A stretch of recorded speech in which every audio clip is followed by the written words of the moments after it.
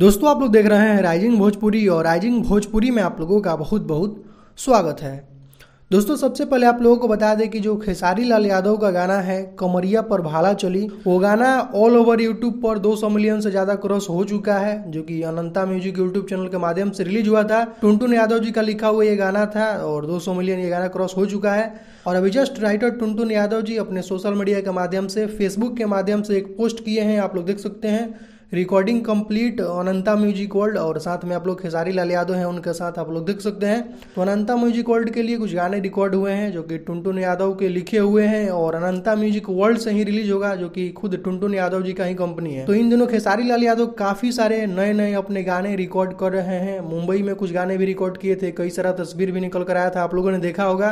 बाकी दिल्ली में अभी 2-4 दिन पहले कुछ गाने भी शूट किए थे, वो भी आप लोगों ने देखा होगा। तो लगातार खेसारी लाल यादव एकदम धमाके की तैयारी में है और लगातार अभी खेसारी लाल यादव के बोलबम के भी गाने रिलीज हो रहे हैं, जो कि अच्छे खासे बज भी रहे हैं। तो कुछ यही अपडेट है दोस्तों, बाकी आप लोग वेट कीजिए और हो सकता है कि इसी सावन में, हो सकता है कि इसी मंथ में खेसारी लाल यादव का 1-2 लोकगीत रिलीज हो।